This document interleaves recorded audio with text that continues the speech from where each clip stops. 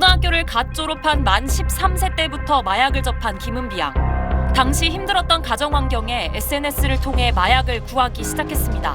그때 당시에 제가 많이 힘들었어서 이거라도 하면 좀 기쁨이 있지 않을까. 채팅 어플에서 마약을 찾자 제공하겠다는 연락이 쏟아졌고 실제로 만난 한 남성이 필로폰을 건넸습니다. 그 한 번으로 일상은 송두리째 바뀌었습니다. 두 번째 하기까지는 얼마나 걸렸어요? 6개월이 걸렸어요. 3일, 5일 이러다가 이제 3시간, 5시간, 1시간 이렇게 됐어요. LSD랑 코카인이랑 헤로인, 펜타닐 이거 4개 빼고 다 해봤고요. 2년 뒤 몸은 지탱할 수 없을 정도로 망가졌고 심각한 기억상실 증상까지 왔습니다. 신장이 170인데 43kg까지 줄었던 적도 있었고요. 잠을 안 자요. 이틀에 한 번 한 4시간. 3년이 지난 지금도 단약의 고통과 싸우고 있습니다. 깬 상태로 못 버티겠는 거예요. 수면제를 먹고도 자고 일어나고.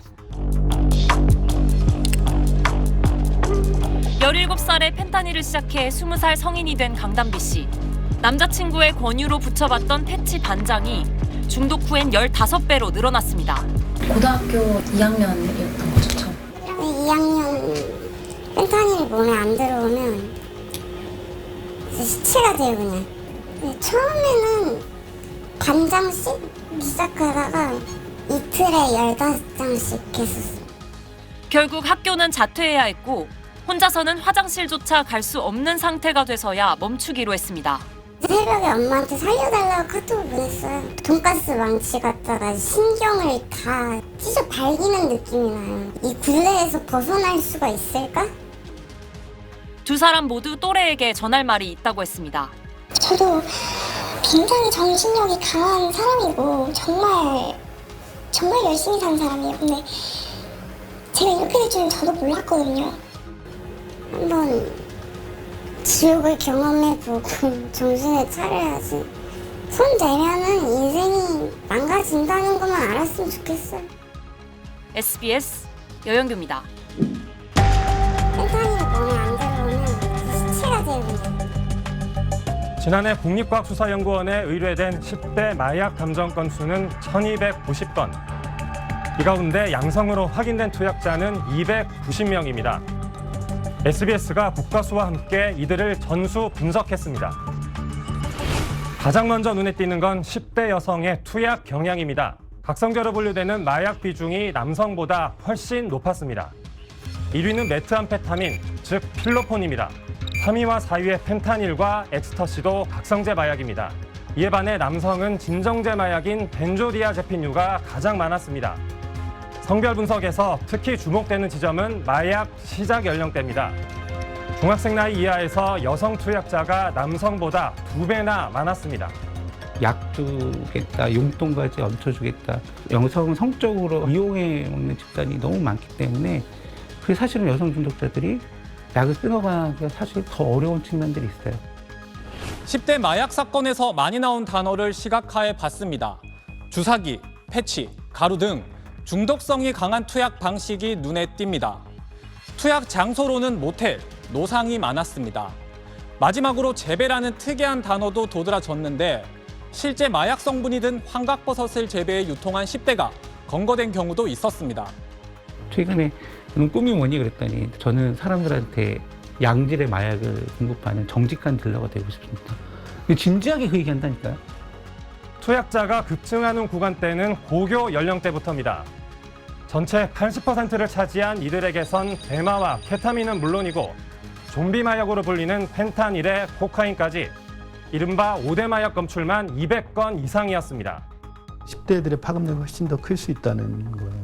그들은 또 다른 이제 수요자이자 공급자가 될 거고요. 그들이 10대일 때, 20대일 때, 30대일 때 고스란히 제한을 할 겁니다. 적발된 투약자 중 가장 어린 나이는 만 12세로 초등학교 6학년이었습니다. 드러난 게 그 정도지 더 있을 가능성이 훨씬 높죠. 마약은 보통 한 30배까지를 보거든요. 짧은 순간의 쾌락이 긴 고통으로 온다. 악마와의 거래다 이렇게 보시면 됩니다. 악마와의 거래다 이렇게. SBS 배준우 배우입니다. 새벽 시간 도심 속 편의점 앞에 주차된 차에서 미리 돈을 입금했던 알선책을 만나 합성 대마를 산 18살. 밤늦게 이 호텔 방 안에서 자신의 팔에 혼자 필로폰 주사를 놓은 19살. 저희가 확인한 10대 마약 투약의 현실입니다. 이후 일상생활은 불가능했습니다. 방금 말했던 것도 기억이 안 나고 대화를 하고 있다고 하면은 내가 지금 무슨 말을 하고 있었지? 여기로 가야지. 그리고 방금 핸드폰을 껐는데 잠깐 어디로 가기로 했더라? 이 정도예요. 뇌기능 저하 증상입니다. 지난해 국내 마약류 중독 치료자의 65%가 거쳐간 전문병원. 10대 마약 환자들의 인지 기능과 사고 능력을 분석해보니 IQ가 크게 저하된 사실이 나타났습니다. 18살부터 펜타민 등에 손을 댔던 23살 남성, IQ가 78 플러스 마이너스 6 경계선 수준으로 마약을 안 했더라면 잠재 지능은 90에서 109 평균 수준이었을 걸로 추정됐습니다. 각각 19살부터 마약을 시작한 다른 사례에서도 같은 결과가 관찰됐습니다. 처리 속도가 가장 크게 영향을 받습니다. 전두엽 손상을 흔히 얘기를 하시는데 그런 손상들이 전체적인 뇌의 조절이나 이런 행동의 조절이나 이런 것들에 연관되기 때문에 25살까지 성장하는 뇌에 마약이 주는 충격파를 중독치료 전문가는 이렇게 설명합니다. 필로폰 한 번 했다는 거는 노트북을 콘센트를 220%에다 꽂아야 되는데 100만 볼트에 꽂은 거라고 설명을 하거든요. 그러니까 그냥 뇌가 거의 녹아내리다시피 해요.